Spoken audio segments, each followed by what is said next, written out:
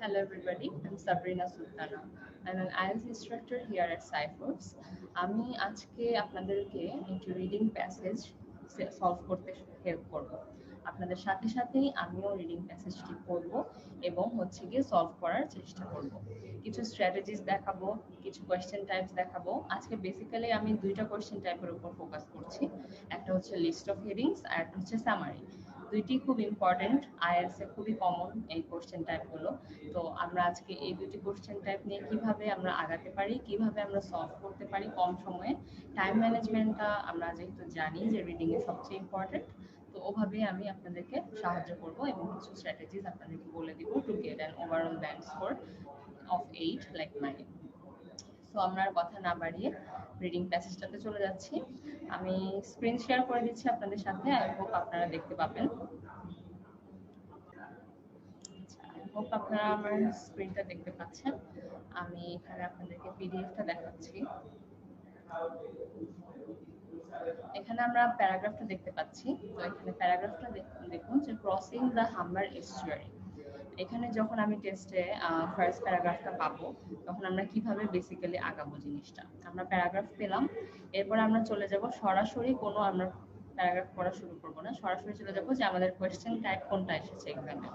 প্রথমে আমরা দেখতে পাচ্ছি এখানে কোয়েশ্চেন টাইপ এসেছে choose the correct heading for each section. তার মানে আমরা লিস্ট অফ হেডিংস থেকে আমাদের কারেক্ট হেডিংটা চুজ করতে হবে ফর ইচ প্যাসেজ। সো এখানে গিয়ে দেখুন আমরা লিস্ট অফ হেডিংস জেনে গেলাম যে আমাদের ফার্স্ট কোয়েশ্চেনটা হচ্ছে লিস্ট অফ হেডিংস। এখন আমরা কিন্তু অনেকেই এই ভুলটা করে থাকি যে আমরা অপশনস পড়তে যাই। আমরা অপশনস পড়বো না প্রথমেই, আমাদের এখন অপশনস পড়লেও আমাদের মনে থাকবে না। সো বেসিক্যালি কোনো এখানে আপনাদের শুধুমাত্র টাইম ওয়েস্ট হবে।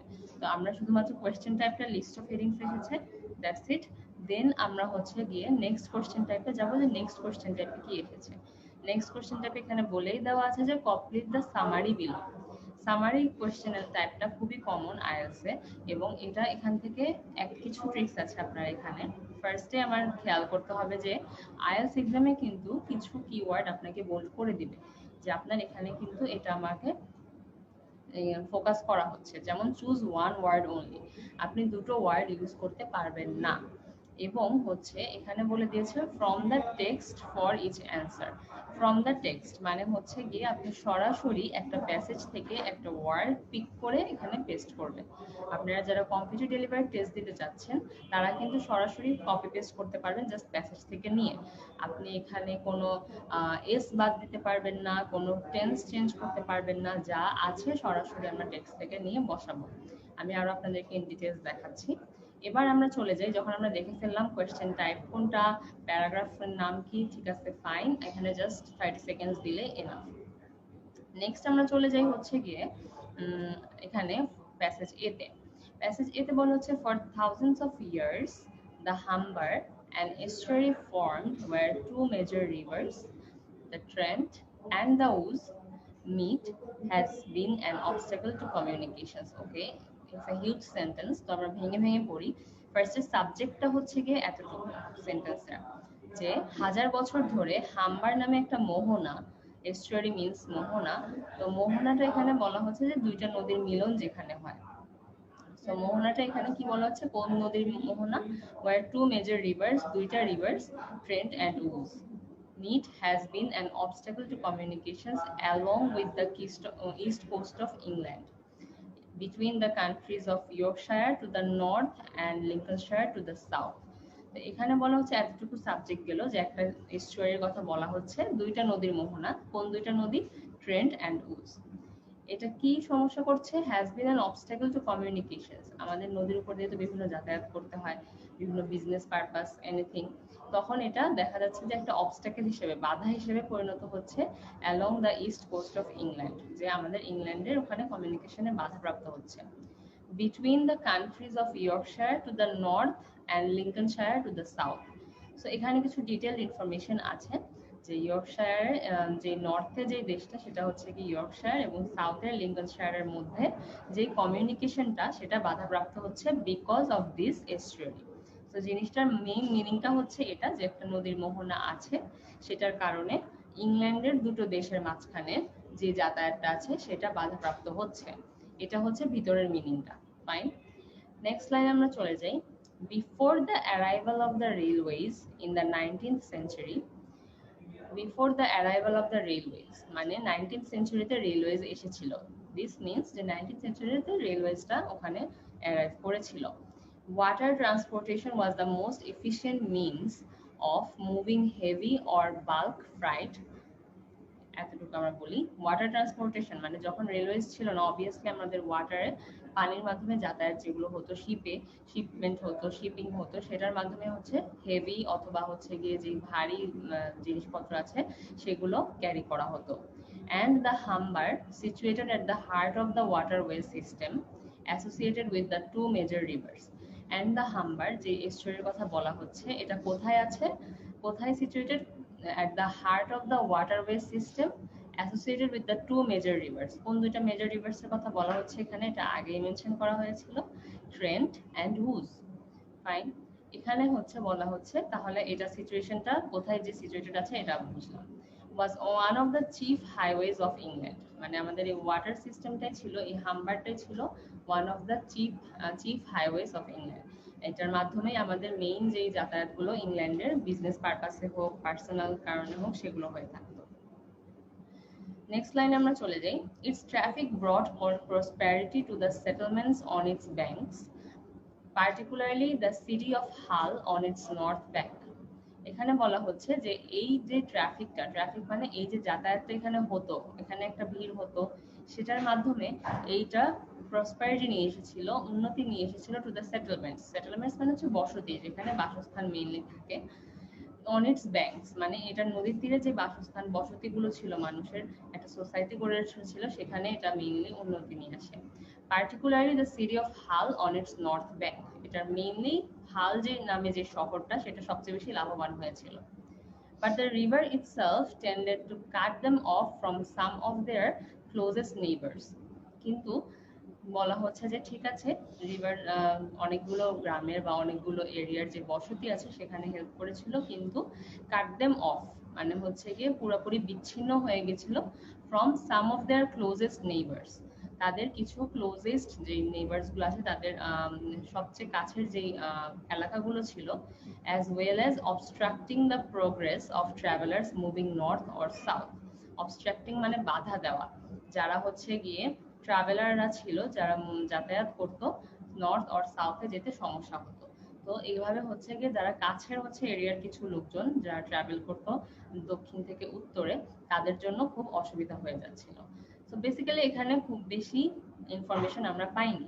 এখানে আমরা হচ্ছে গিয়ে যা ইনফরমেশন পেয়েছি, ভিতরের মিনিংটা হচ্ছে একটা মোহনা ছিল, সেই মোহনা ছিল দুটা নদীর, সেটা খুব একটা এফিশিয়েন্ট ওয়াটারওয়ে ছিল, একটা ভালো ট্রান্সপোর্টের মাধ্যম ছিল ইংল্যান্ডে, এবং কিন্তু সেটা একটা বেনিফিট যে এটা একটা ভালো মাধ্যম ছিল, একটা চিফ হাইওয়ে ছিল।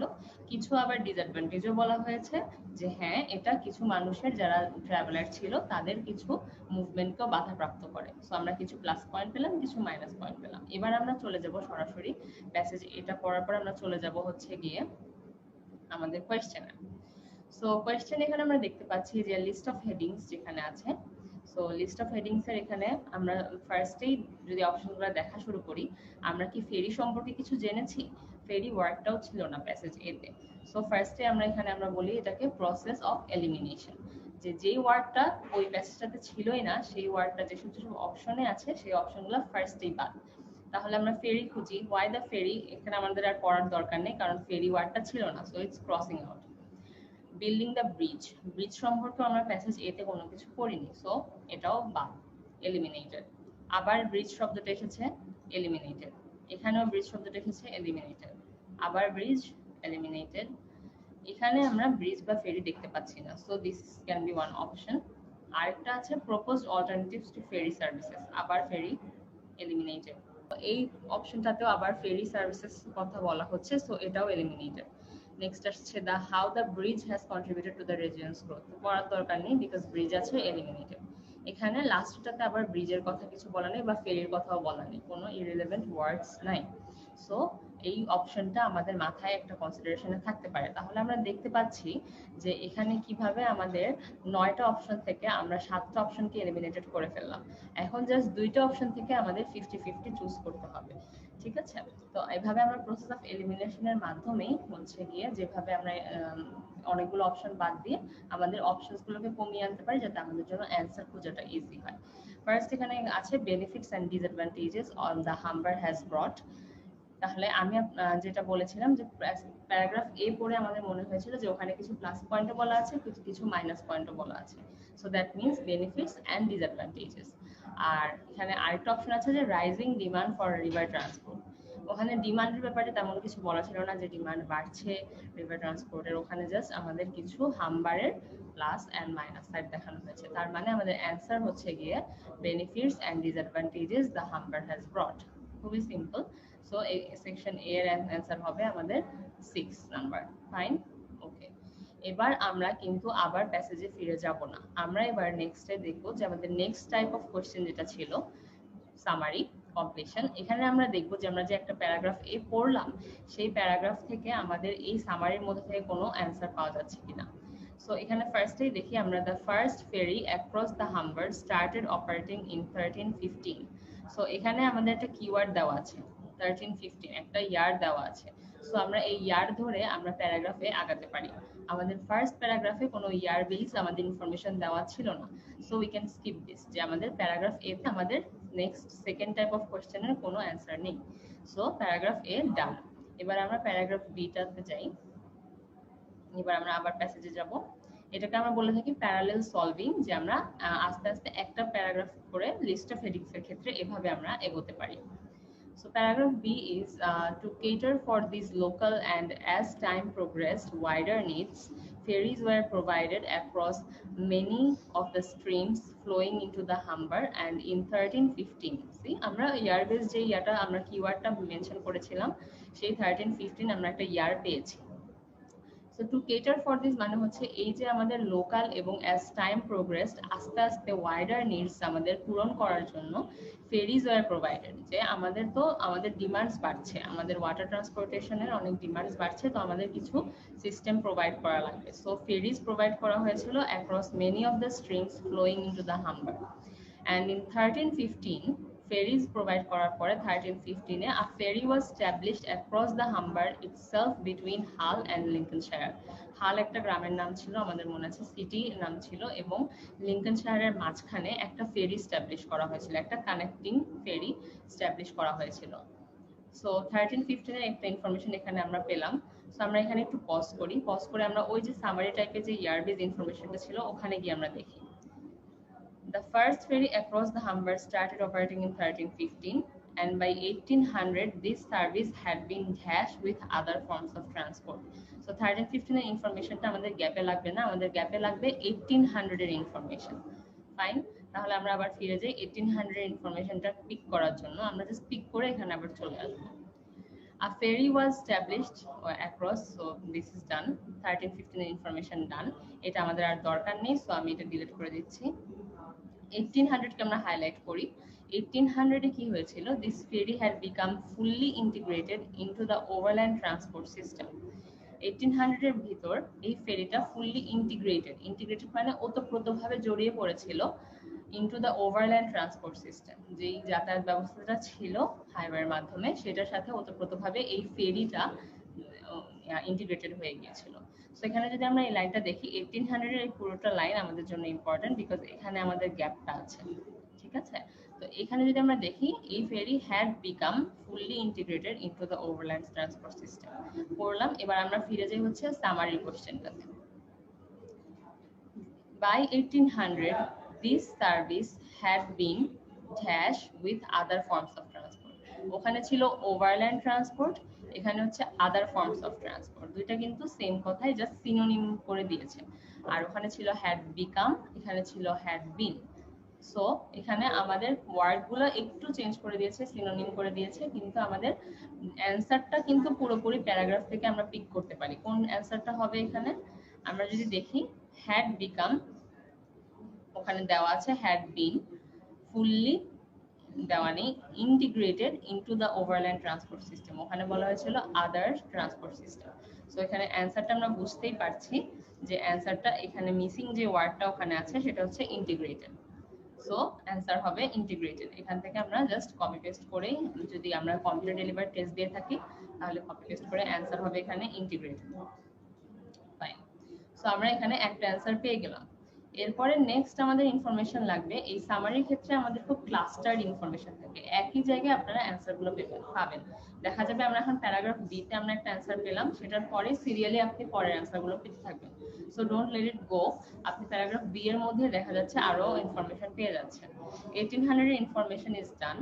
এরপরে যদি আমরা দেখি এখানে মিড 19th সেঞ্চুরির কথা বলা হচ্ছে। Mid 19th century saw greater dash in the provision of services.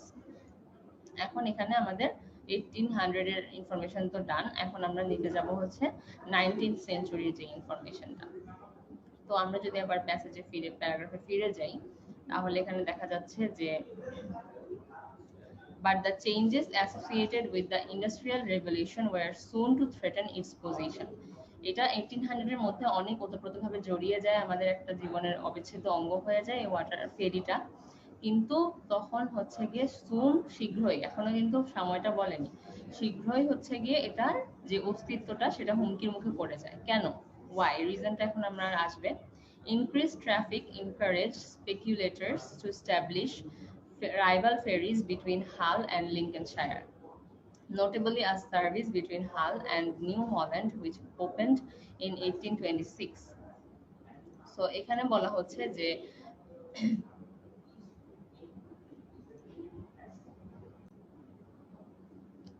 ওকে, তো এখানে হচ্ছে কি বলা হচ্ছে যে কেন হলো, ইনক্রিজ ট্রাফিক ইনকারেজ স্পেকুলেটরস। স্পেকুলেটরস মানে হচ্ছে ইনভেস্টার্স, যারা হচ্ছে গিয়ে তাদের কাছে কিছু ইনভেস্ট করার মতো অ্যামাউন্ট থাকে এবং তারা প্রফিটের আশায় ইনভেস্ট করে থাকে। তো তারা এখানে কি বলা হচ্ছে যে যারা এই যে ট্রাফিকটা বাড়ছে, ডিমান্ড বাড়ছে, এটার কারণে কিছু ইনভেস্টার্স যারা আছে তারা এনকারেজড হয়েছিল টু স্ট্যাবলিশ রাইভাল ফেরিজ, মানে এই ফেরিজের এগেইনস্টে তারাও তাদের ফেরি হচ্ছে গিয়ে এস্টাবলিশ করতে চেয়েছিল বিটুইন হাল অ্যান্ড লিঙ্কনশায়ার। সো ওই যে ফেরিটা এস্টাবলিশড ছিল অলরেডি, সেটার পপুলারিটি দেখে কিছু ইনভেস্টার্স চিন্তা করলো যে আমরাও ফেরি নামাই এবং সেটাতে ভালোই প্রফিট আসবে। সো রাইভাল মিনস হচ্ছে গিয়ে ওইটার এগেইনস্টে কম্পিটিশন হিসেবে। নোটেবলি নোটেবলি মানে হচ্ছে exclusively, specially a service between Hull and New Holland which opened in 1826. So হাল অ্যান্ড নিউ হল্যান্ডের মাঝখানে একটা সার্ভিস যেটা হচ্ছে 1826 এ। সো এটাও 19th সেঞ্চুরি ইনফরমেশন বলা হচ্ছে। সো এটা ইম্পর্টেন্ট কিনা সেটা আমরা পরে দেখব। সো নিউ হল্যান্ডে এটা হচ্ছে গিয়ে এরকম একটা সার্ভিস ওপেন হয়। Fine. This crossing was considerably shorter than on the existing Hull to Barton service. Considerably shorter than on the existing Hull to Barton service. So হাল টু বার্টন সার্ভিসেও একটা ফেরি চালু ছিল, যেটা চেয়ে শর্টার ছিল কোনটা, নিউ হল্যান্ডেরটা। ঠিক আছে, এই ডিটেলস গুলো, ইনফরমেশন গুলো ইম্পর্টেন্ট কিনা সেটা আমরা পরে দেখবো। আপাতত আমাদের সামারিতে সব ইনফরমেশন চাইনি, আর আমাদের লিস্ট অফ হেডিংসও দরকার নেই। সো আমরা মোটামুটি এখানে ফার্স্ট রিডিং করতে পারি। which closed in 1851. 1851 এ বন্ধ হয়ে গেল, unable to cope with the increased competition from the rival service. So এখানে বলা হচ্ছে কেন বন্ধ হয়ে গেল, টু কোপ, আনএবল টু কোপ, কোপ উইথ মানে হচ্ছে গিয়ে মানিয়ে নিতে পারেনি, টিকে থাকতে পারেনি, with the increased competition from the rival service. অপর পক্ষের যে কম্পিটিটররা আছে তাদের যে কম্পিটিশনের কারণে সে টিকে থাকতে পারেনি। সো এখন আমরা একটু কোশ্চেনে ফিরে যাই, যে ওখানে 19th সেঞ্চুরির কথা শেষ। সো এখানে কি বলা হচ্ছে, দ্য মিড 19th সেঞ্চুরি, 1851 এর কথা আমরা পড়ে এসেছি, 1826 এর কথা পড়ে এসেছি, সেটাই তো আমাদের মিড 19th সেঞ্চুরিতে কি হয়েছিল, saw greater dash in the provision of services. Provision of services মানে হচ্ছে যে সার্ভিসগুলোর মাঝে যে ভাগগুলো, বিভাগগুলো, সেগুলোর মাঝখানে কি দেখা গিয়েছিল, কয়েকটা সার্ভিসের মাঝখানে কম্পিটিশন দেখা গিয়েছিল, যেটা আমরা পড়েছি যে ইনক্রিজড কম্পিটিশন। এখানে বলা আছে গ্রেটার, আর ওখানে বলা ছিল ইনক্রিজড। সো দুইটা কিন্তু সিনোনিম। প্রভিশন অফ সার্ভিসেস, ওখানে বলা হচ্ছিল রাইভাল সার্ভিসেস। সো এখানে সিনোনিম গুলো ইউজ করে দেওয়া হচ্ছে, মাঝে একটা মিসিং ওয়ার্ড এবং সেটা হবে কি, কম্পিটিশন। সো আমরা পুরোপুরি প্যাসেজ থেকে পিক করে নিয়ে আসলাম। সো মিড 19th সেঞ্চুরির কথা আমাদের শেষ। এবার নেক্সট ইনফরমেশন আমাদের চেয়েছে 1968 এ। 1968 এ কি হয়েছিল, an attempt to establish a service across the river using dash failed. So 1968 এ কিছু একটা ফেল হয়েছিল, কি ফেল হয়েছিল এবং সেটা আমরা এখন প্যারাগ্রাফে গিয়ে দেখবো যে কি ফেল হয়েছিল। আমরা এখানে একটা ক্লু পেলাম যে ফেইল্ড ব্যাপারটা, যে 1968 এ কি ফেল হয়েছিল। So the New Holland ferry service then grew into a major link between the north and south banks of the Humber, carrying passengers and cattle and goods bound for Hull market. So New Holland ferry service যেটা ছিল তখন সেটা হচ্ছে গিয়ে আবার major link হয়ে যায়। তো between the north and south banks of the Humber, north and সাউথে কিন্তু মুভ করতে সমস্যা হতো। সো নিউ হল্যান্ড ফেরিটা পপুলার হয়ে যায়, carrying passengers, cattle and goods bound for the Hull market. So এইগুলো খুব বেশি ইম্পর্টেন্ট ইনফরমেশন না, আমরা মোটামুটি এখানে ফাস্ট রিডিং করতে পারি। ইন 1968, এই যে আমরা পেলাম আমাদের ইনফরমেশন যেটা দরকার, সেটা আমরা আগের ইয়েগুলো ক্লিয়ার করে ফেলবো যাতে আমাদের কনফিউশন না হয়। There was briefly a ferry service from Grimsby to Hull involving hovercrafts. Hovercrafts দিয়ে এখানে কি একটা ফেরি সার্ভিস চালু হতো। hovercrafts হচ্ছে একটা অ্যাডভান্সড ফেরি সিস্টেম যেটা হচ্ছে গ্রিমসবি টু হালে যেত এবং সেখানে সেটা 1968 এ চালু হয়েছিল। আমাদের ওখানে একটা ছিল যে ফেইল হয়েছিল, এখানে কিন্তু এখন আমরা ফেইলের ইনফরমেশনটা পাইনি। সো আমরা আরো পড়ি। This did not last long. Did not last long মানে হচ্ছে এটা বেশি দিন টিকে থাকতে পারেনি। So failed as the hovercrafts could not cope with the demands of the river Humber. Humber রিভারে যে যাতায়াতের যে ডিমান্ডসটা ছিল, যে চাপটা ছিল, সে ওটা নিতে পারেনি। সো এই জন্য হচ্ছে কোপ করতে পারেনি। The ferry service between Hull and New Holland ended with the opening of the Humber Bridge in 1981. 1981 এ ফেরি সার্ভিসগুলো ফাইনালি ক্লোজ করে আমাদের হাম্বার ব্রিজটা এস্টাবলিশ করতে হয়েছিল। সো এখানে আমরা ইনফরমেশনটা পেয়ে গেলাম যে হাভারক্রাফটস এর মাধ্যমে একটা ফেরি সার্ভিস চালু ছিল যেটা did not last long, that means it failed. So আমরা ইনফরমেশনটা আমি ভাবছি যে পেয়ে গিয়েছি, আবার আমরা পড়ি তাহলে ক্লিয়ার হবে। In 1968 an attempt to establish a service across the river using dash failed. Involving ছিল, ওখানে ছিল ইনভলভিং হোভারক্রাফটস আর এখানে হচ্ছে using hovercrafts. So using, involving আর failed, did not last long. দুই দিকে আমাদের দুইটা সিনোনিম পেলাম, মাঝে আমাদের ওয়ার্ড মিসিং হচ্ছে হাভারক্রাফটস। কি দিয়ে ইউজ করা হতো? হাভারক্রাফটস দিয়ে ইউজ করা হতো ফেরিটা, মানে হাভারক্রাফটস ইউজ করা হয়েছিল ফেরিটাতে। সো সেটা ফেল করেছিল। এখন আমাদের প্যারাগ্রাফ বি থেকে এতটুকু শেষ। নেক্সট দা হাম্বার ব্রিজের কথা এসেছে যেটা প্যারাগ্রাফ বি তে নেই। সো নেক্সট সেটা পরে অন্য ক্লাসে আপনাদেরকে দেখানো হবে। আপাতত আমি সেকশন বি এর যে আমাদের লিস্ট অফ হেডিংস থেকে অ্যান্সারটা চুজ করার কথা সেখানে চলে যাই। তাহলে এখানেও কিন্তু আমাদেরকে ব্রিজ নিয়ে কিছু বলা হয়নি, আমরা ফেরি নিয়ে কথা বলেছি। সো ফেরির অপশনগুলো এখন কনসিডারেবল, ঠিক আছে। ব্রিজের অপশনগুলো এখনো আমাদের প্রসেস অফ এলিমিনেশনে চলে যাচ্ছে, যে ব্রিজের গুলো সব হচ্ছে গিয়ে আর যে অ্যান্সারটা আমরা পেয়ে গিয়েছি অলরেডি, সেটা অলরেডি আমাদের এলিমিনেটেড। সো ফেরির অপশনগুলো এখন আমরা কনসিডার করব যে ফেরির অপশনগুলো কোনগুলো। ঠিক আছে, ফেরির অপশন এখানে দেখা যাচ্ছে যে আমাদের আছে হচ্ছে 1, 8, 7 আর 9, এই তিনটার মধ্যে যে কোনো একটা অ্যান্সার হবে। Why the ferry crossing has always been difficult. আমরা কি এই বিষয়ে কিছু জেনেছি প্যারাগ্রাফ বিতে? প্যারাগ্রাফ বিতে আমরা হিস্টোরিক্যালি ইয়ার ওয়াইজ কিভাবে হচ্ছে গিয়ে আমাদের ফেরির পপুলারিটি বাড়ছে, ডিমান্ড বাড়ছে, কিভাবে আমাদের একটা রাইভাল নামছে, এগুলা জানতে পেরেছি যে ফেরির পপুলারিটিটা কিভাবে বাড়ছে। সো এটাও এলিমিনেটেড, এটা হচ্ছে না, এটা নিয়ে আমাদের প্যারাগ্রাফ বিতে। Proposed alternatives to ferry services. Ferry সার্ভিসেসে কি কি অল্টারনেটিভস ছিল সেটা কি দেওয়া ছিল যে আমাদের ফেরি সার্ভিসেসের বদলে আমরা কি করতে পারি? না, ছিল না। আমাদের ফেরি নিয়ে কথা হচ্ছিল, বিভিন্ন টাইপসের ফেরি, বিভিন্ন টাইপসের ফেরির ডিমান্ডের কারণে রাইভালদের কম্পিটিশন, সেটা। সো এটাও এলিমিনেটেড। নাম্বার 9 এ আছে rising demand for river transport. So যেটা বলে আসছি যে আমাদের রিভার ট্রান্সপোর্টের যে ডিমান্ডটা কেন বাড়ছে সেটাই বেসিক্যালি প্যারাগ্রাফ বি তে বলা হচ্ছে। সো প্যারাগ্রাফ বি এর অ্যান্সার হচ্ছে গিয়ে 9 number. So this is it guys. I hope আপনাদের কিছু হেল্প হলো। এভাবে যদি আপনারা একটা প্যাসেজ পান, আপনারা এই লিস্ট অফ হেডিংস এবং হচ্ছে গিয়ে সামারি কম্পিটিং এর যে কোশ্চেনগুলো সেগুলো আপনারা এভাবে প্যারালেলি সলভ করবেন। নার্ভাস হওয়ার কিছু নেই, জাস্ট লাইন বাই লাইন পড়ার এখন আপনাদেরকে পড়ে বোঝালাম, কিন্তু আপনারা হচ্ছে গিয়ে মেইনলি হচ্ছে গিয়ে সারফেস রিডিং না করে ভিতরের মিনিংটা অ্যাবজর্ব করার ট্রাই করবেন এবং খেয়াল রাখবেন যে কোন কোশ্চেনটা কোথায় আছে, কোন কোশ্চেনে কি কিওয়ার্ড দেওয়া আছে, ইয়ার থাকলে ইয়ার দেওয়া আছে, ইয়ার বেজ ইনফরমেশনগুলো ফাইন্ড করার ট্রাই করবেন। এভাবে যেভাবে দেখালাম এভাবে আপনারা আরো কিছু প্যাসেজ ট্রাই করবেন বাসায়, তাহলে দেখবেন খুব সহজ হয়ে যাচ্ছে জিনিসগুলো। It's all about practice. So this is it, guys. I hope I've been able to help you. So see you next time, inshallah. Allah Hafiz.